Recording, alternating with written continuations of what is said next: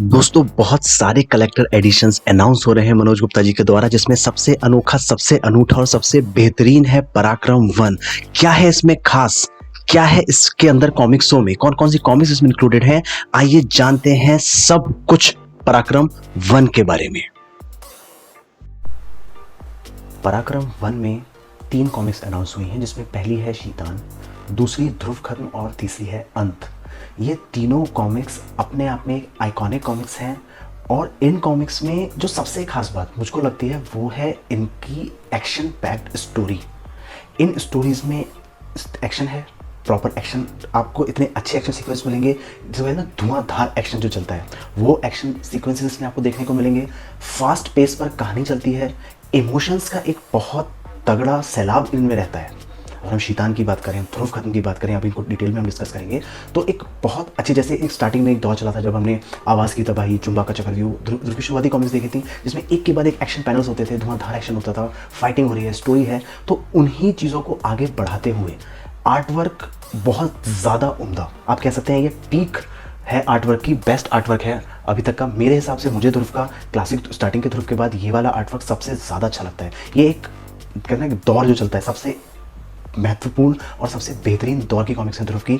तो जी हाँ, पराक्रम वन एक कलेक्टर एडिशन के तौर पे लेने के लिए बहुत अच्छा ऑप्शन है। अभी तक की बातों के हिसाब से हम कह सकते हैं जी हाँ, बिल्कुल बहुत अच्छा ऑप्शन है। क्या है इन कॉमिक्सों में जानते हैं। पहले कॉमिक्स की अगर हम बात करें वो है शीतान।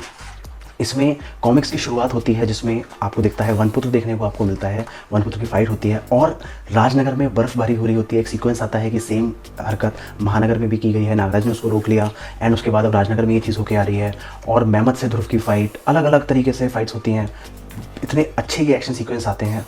तो अपने आप में एक ये रोमांच पैदा करने वाली चीज़ हो जाती है कि ऐसा क्यों हो रहा है। बर्फ़ से बने हुए रोबोट इसमें आते हैं, बर्फ़ से बने हुए लोग हमको देखते हैं, बर्फ़ मानव की याद आ जाती है, बर्फ़ मानव भी आके इसमें अपना सपोर्ट देता है।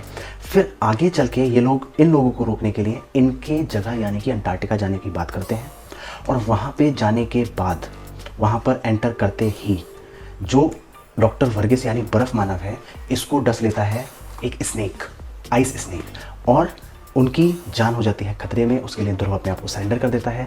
क्या होता है आगे, कैसे इन शीतानों के खतरे से ध्रुव बच पाता है और किस तरीके से वो दुनिया को बचा पाता है, ये पूरी कहानी है शीतान की।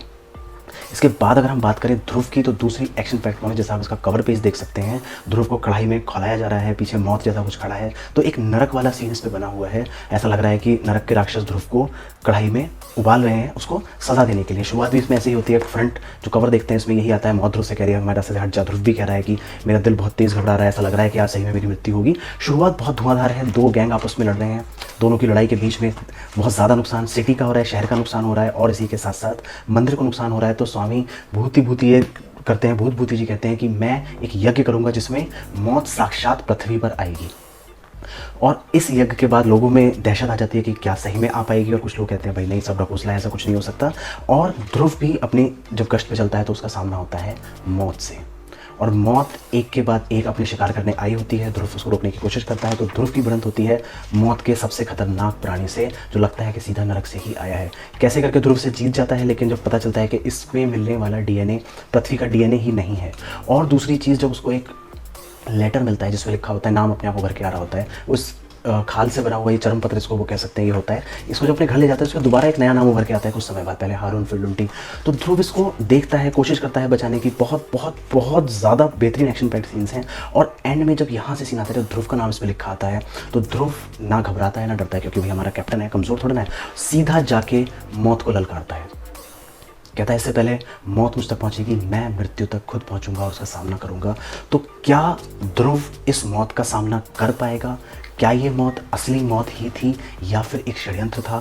इन सभी चीज़ों को जानने के लिए आपको पढ़नी होगी ध्रुव खत्म। तीसरी कॉमिक्स आती है अंत। अंत कॉमिक्स का सीक्वेंस जो है ये परग्रही बेस्ड है।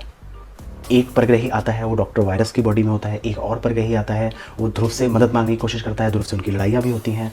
और इसमें भिन्न भिन्न प्रकार के सीक्वेंस आपको देखने को मिलेंगे। शुरुआत में आपको दो चट्टानें चकाती दिखती हैं आसमान में, जो स्पेसशिप हैं। फिर एक परग्रही दिखता है, वो भागने की कोशिश करता है। यहाँ पे डॉक्टर वायरस और जुलू आपको दिखेंगे जो बचकर भागने की कोशिश कर रहे हैं। वो स्कैन करता है, पता चलता है परग्रही है, उसको लूट के ले जाने की कोशिश करते हैं। लेकिन इसमें परग्रही एक तरीके से आप ट्रांसफॉर्मिंग है, एक बॉडी से दूसरी बॉडी जाने वाला परग्रही है। एक और एलियन की एंट्री होती है। अब फिर वही कंफ्यूजन आता है, भाई कौन बेटर है, कौन अच्छा है, कौन बुरा है। ध्रुव की फाइट उससे भी होती है। और इसमें जो एक्शन सीक्वेंस मुझको सबसे अच्छा लगे वो ये है जब ध्रुव की लड़ाई होती है नेचुरल पावर से। ये बिजली की पावर पैदा करता है, फिर उसके बाद ये रेत लेकर आ जाता है, पूरे राजनगर को रेत में रखने की कोशिश करता है। और कैसे ध्रुव अपना दिमाग लगा के वो सारी रेत जो राजनगर में आ गई है उसको सेकंडों में वहाँ से गायब भी करवा देता है। उसी की मदद से उनकी कहानी सुनने के बाद उनकी हेल्प करने की कोशिश करता है।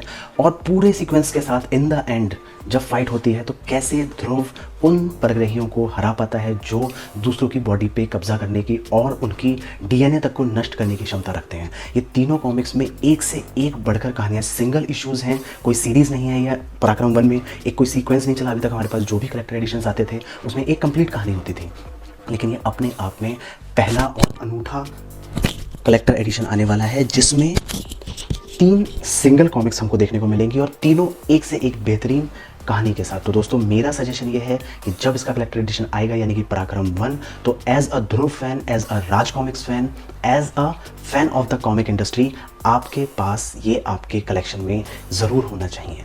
आपके कलेक्शन को 4 चांद लगा देने वाला ये कलेक्टर एडिशन होगा। मैं कोई एडवर्टीजमेंट नहीं कर रहा हूँ, मैं सिर्फ अपनी फीलिंग्स आपके साथ शेयर कर रहा हूँ क्योंकि मैं जानता हूँ ये कॉमिक्स कितनी ज़्यादा बेहतरीन है और इनका कलेक्टर एडिशन अपने आप में एक बेहतरीन एडिशन आने वाला है। बस मैं उम्मीद करता हूँ कि उस कलेक्टर एडिशन में छोटी छोटी गलतियों को दूर किया जाए। एडवर्टीजमेंट जो बीच में दे देते हैं उनको अवॉइड करें, थोड़ा सा कवर पेजेस सीक्वेंस में रखें, तो बाकी सारी चीज़ें तो मनोज गुप्ता जी की परफेक्ट आती ही हैं। तो इसमें आपको MDF मैग्नेट स्टिकर भी देखने को मिलेगा और अदर नॉवेल्टीज़ भी होंगी। अगर हम नॉवेल्टीज़ को साइड भी कर दें, नॉवेल्टीज़ बहुत अच्छी देते हैं मनोज गुप्ता जी, लेकिन उनको अगर हम साइड भी कर दें तो उसके अलावा भी अपने आप में ये कलेक्टर एडिशन पूरी वर्थ रखता है। तो मेरी तरफ से इस कलेक्टर एडिशन को कंप्लीट हाँ है दोस्तों। आप अपनी प्री बुकिंग करा सकते हैं, 10% का डिस्काउंट भी इस पर आपको मिल सकता है। सो गो ऑन फॉर इट। अगर आपको ये वीडियो पसंद आया है तो हम लोगों को लाइक करें, शेयर करें और इस चैनल को सब्सक्राइब करें ताकि हम आने वाले समय में ऐसी ही डिफरेंट कॉमिक्स आपके साथ शेयर कर सकें।